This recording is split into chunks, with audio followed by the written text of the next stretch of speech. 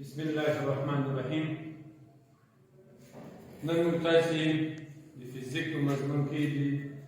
آزاد سقوط یا د ځمکې د جاذبې قوې په هکله باندې موږ تاسې خبرې کوو. آزاد سقوط او یا هم د ځمکې د جاذبې قوه. لومړی به موږ تاسې راسو د ځمکې جاذبې قوه چا په لومړي ځل باندې کشف کړه. په لومړي ځل باندې نیوټن په نامه سره یو عالم تېر شوی دی، هغه د ځمکې د جاذبې قوه کشف کړه. دی ستړی ستومان راغی او ترې یوې د مڼې تر ونې لاندې کېناست، ساه یې جوړوله. مڼې تر ونې سیوري لاندې کېناست او هلته یې ساه جوړوله. په دې وخت کې ګوري مڼه په ونه کې ولې ونې سره خطا شوه، د ده په سر باندې ولګېدله، یا په سر ولګېدله یا هم مخ ته ورته ولګېدله. په دې کې دی په سوچ کې شو، نیوټن په سوچ کې شو چې دا مڼه له ونې چې راخطا شوه لاندې ولې راولوېده، ولې پورته نه تلله، یا ولې دوی منډه ناسته ده، یا ولې دوی نه تله، یا بلې خوا ته څلور طرفه ولې نه تله، چې دا مستقیما لاندې په ځمکه باندې ولوېده. دلته دا نیوټن په سوچ کې شو. بیا له هغه څخه وروسته د څېړنې وکړې او دا وویل چې دلته خو یو شی شته چې دا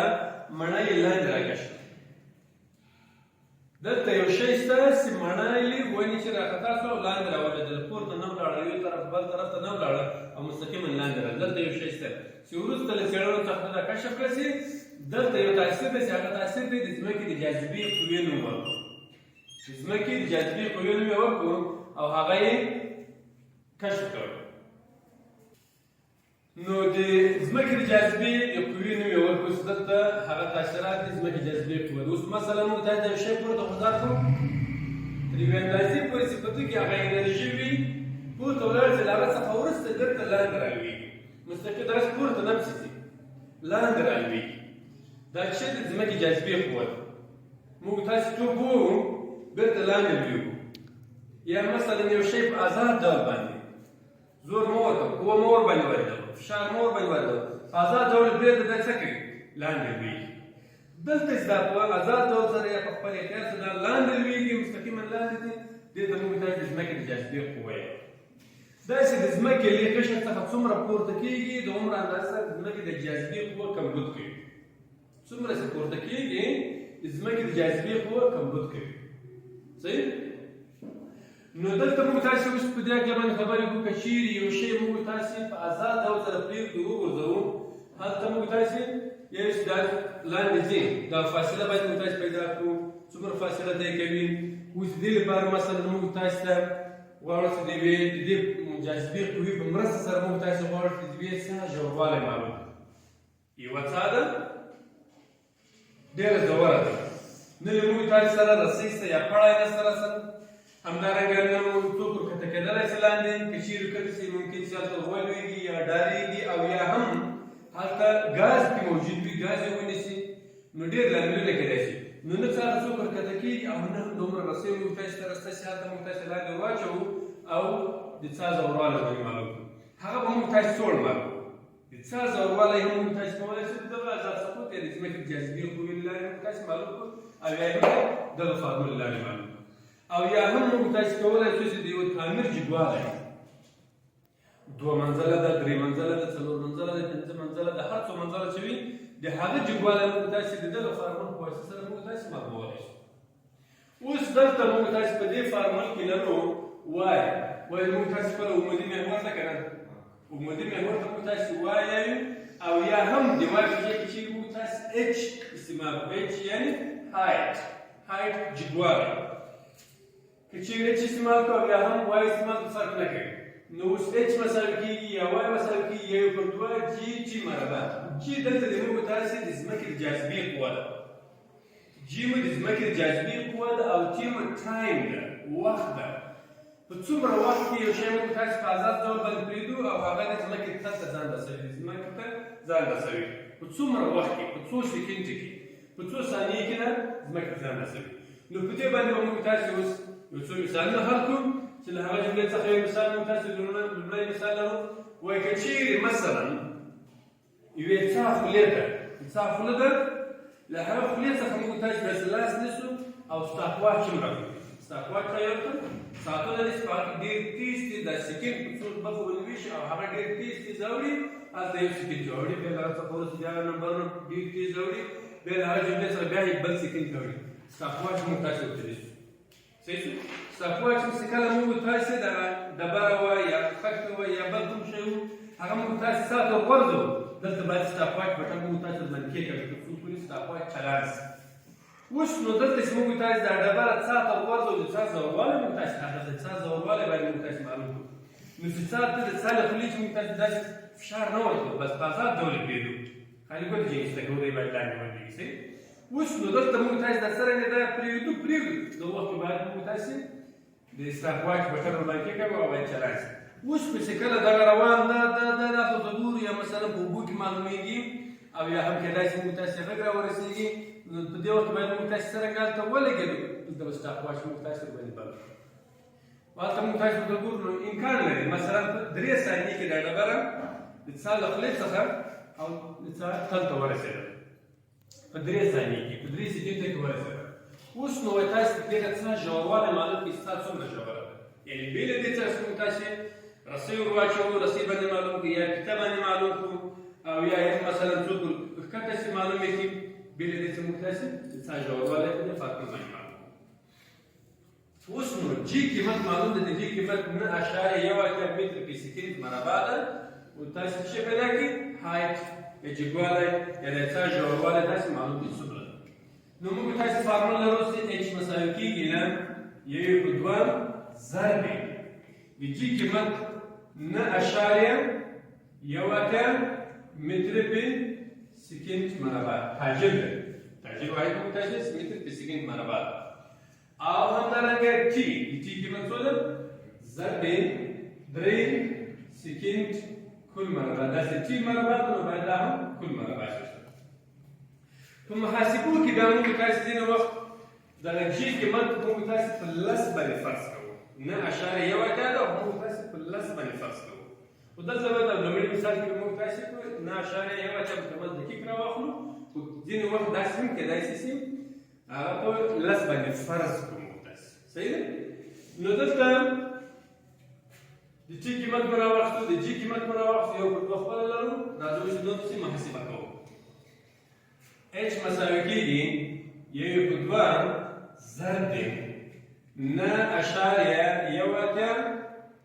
متر په سکند مربع ضرب 3 مربع په څو بسي 9 3 مربع په 9 او سکند هم باید مربع شي نو شي سکند مربع اوس نو په دې ځای کې موږ تاسې اختصارات نه کولی شو یا د واحدونو اختصار کولی شو یا هم د اعدادو نو سکند مربع به له سکند مربع سره اختصاص اعداد موږ تاسې پاتې شو راځو لرو چې h مساوي کېږي دا که چېرې موږ تاسې په دې کې ضرب نو 1/2 ضرب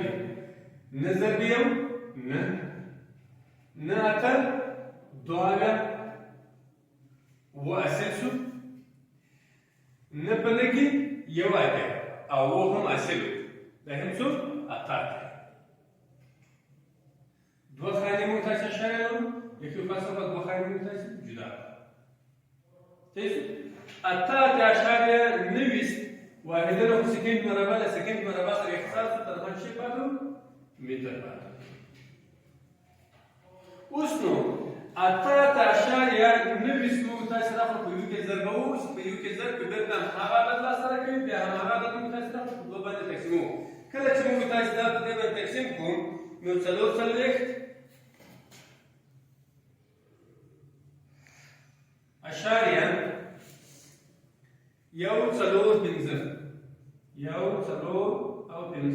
متره به موږ تاسې دغه حاصل په لاس راشي نو د موږ تاسې دغه څا ژوروالی به چې کله موږ تاسې یو ډبره څا ته وغورځوو او په 3 ثانیې کې په 3 سکندو کې د څا تل ته ځان ورسوي او اوبو ته ځان ورسوي نو د څا ژوروالی به څومره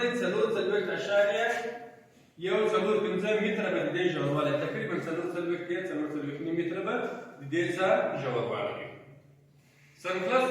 یعنې بې له دې څخه چې موږ تاسو هلته ورکته شو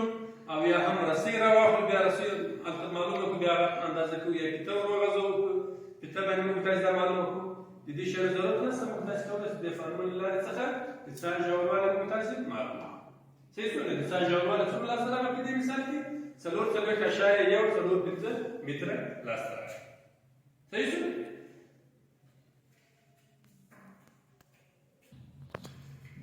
اوس راځو موږ تاسې دوهم مثال ته. دوهم مثال په دې باندې حلوو. یو څوک پوښتنه وکړي دا څاه ته ته ډبره ورچوې، څاه ته ډبره ورچوې، آیا په دې کې مثلا که چېرې موږ تاسې غټه ډبره راواخلو، دومره ډبره راواخلو او یا هم دومره وړه شنې ډبره راواخلو، کومه یو به ژر ورسېږي؟ هېڅ فرق نه کوي. که دومره ډبره راواخلو او دومره ډبره راواخلو، دواړه په عین وخت کې پرېږدو، دواړه په عین وخت کې خوشې کو پرېږدو، په عین وخت کې به ځمکې دلته ځان ورسوي، فرق نه کوي. صحیح؟ که مثلا یوه مکمله ثابته خښه راواخلو او یوه هم ډېر خښ دومره ټوټه راواخلو، دواړه په عین وخت کې پرېږدو، هغه ثابت حالت باندې پرېږدو، دواړه په عین وخت کې ځان رسوي. صحیح؟ کوم فرق نه کوي، چې هغه پټوالي او وړوالي کوچنیوالي باندې تاثیر نه کوي. اوس په دې ځای کې موږ تاسې مثلا بیا هم یاست که چېرې دغه ډبره مو څاه ته ور پرېښودله او په 4 ثانیې کې ځان ورساوه د ځمکې تل ته، نو دا به د څاه تل ته ځان ورسوي، د ځمکې د څاه ژوروالی به څو متره وي. بیا هم راځو موږ تاسې دغه فارمول ته اچ مساوي کېږي به 1/2 ضرب د جي قیمت 9.18 متر په سکند مربع ضرب د جي قیمت 4 سکند کل مربع. اوس دغه 9.18 متر په سکند مربع سره دغه د ځمکې د جاذبې قوه د ام کې اس په سیستم کې ثابته ده، دا تغیر نه کوي. که څوک وایي چې مثلا دلته به دومره یو په هغه بل ځای کې بیا څومره وي، په هر ځای کې ځمکې د جاذبې قوه د ام کې اس په سیستم کې 9.18 متر په سکند مربع ده. اوس نو اچ مساوي کېږي 1/2 ضرب د 9.81 متر په سکند مربع ضرب د 4 چې مربع کړو 14 ضرب د سکند چې مربع کړو دا به هم شي سکند مربع، ولې کل مربع د هم د 4 لپاره مربع ده، هم د سکند لپاره مربع. اوس نو دغه سکند مربع به بیا هم د سکند مربع سره اختصار شي،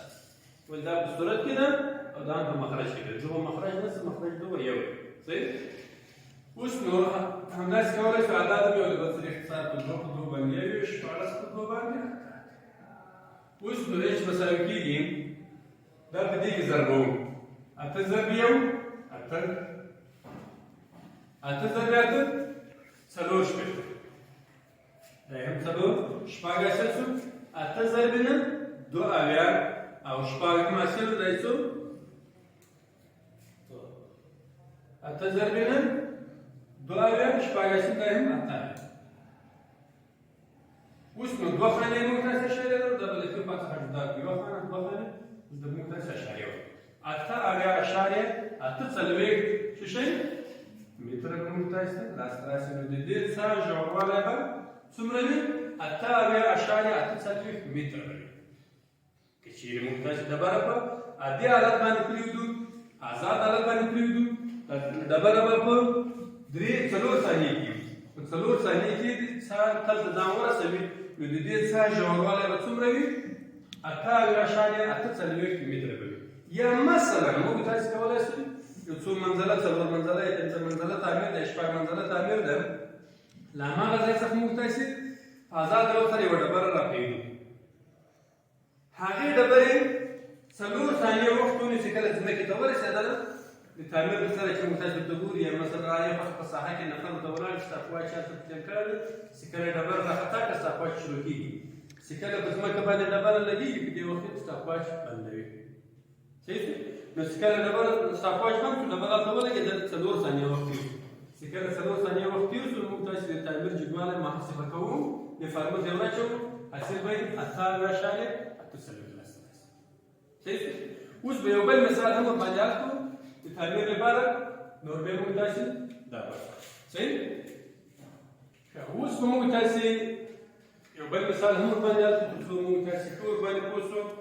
دوه مثال موږ تاسو په صاحب جوړوالي باندې تدبیر کوو صاحب جوړوالي پیدا کوو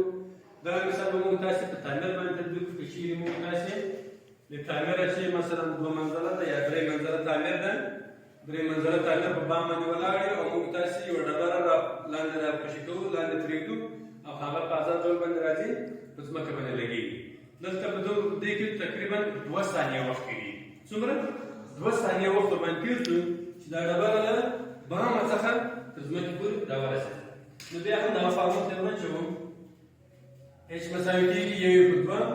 ضرب د جي قیمت 9.1 متر په سکند مربع ضرب د ټي قیمت 2 سکند کل مربع اوس نو h مساوي کېږي 1 ضرب د 9.81 متر په سکند مربع ضرب د 2 مربع کو څلور او سکند هم مربع کو هم سکند مربع اوس بیا هم هغه کوو سکند مربع به له سکند مربع سره اختصار شي 2 به یو شي او څلور به څو شي 2 شي څلور به موږ تاسو سره اختصار اوس بیا موږ تاسو د ضرب عملیه ته خلاص اوس چې نه پاتې h مساوي کېږي 2 ضرب یو 2 ضرب 8 14 یو هم حاصل شو صحیح 2 ضرب دی نه 18 یو هم حاصل دی هم 19 صحیح شو 19 اوس نو دوه خانې موږ تاسو اشاره لرو د کوم څخه په دغه عددو کې موږ تاسو دوه خانې جدا کړو نو به 19.2 واحده کې چې فاته دي سکندونه خطر څه تنها موږ تاسو متر پاتې ده نو دومره متر موږ تاسو هغه تعمیر جګوالی به څو وي 19.2 متر به تقریبا 19 متر تقریبا لږ زیاته د تعمیر جګوالی مثلا درې پوړیزه تعمیر ده په دې درې پوړیزه تعمیر څخه موږ تاسو ډبره راوغځاره کړه یو کوم بل شی اوس هغه هوا تاثیر باندې ونه کړی نشي کړی هوا مثلا که رس په آزاد ډول سره موږ تاسو کاغذ را پرېږدو دغه کاغذ موږ تاسو لرو هغه کاغذ که چیرې موږ تاسو رس په آزاد ډول پرېږدو په دې باندې بیا هوا تاثیر کوي ورباندې هغه وخت زیات ورباندې تېرېږي د ځمکې جاذبه قوه دومره زیات تاثیر نشي ورباندې کولی ولې ممکن چې دوی ولاړ شي بیا دوی ولاړ شي هوا تاثیر باندې کوي هوا هر برخه باندې هوا لګېږي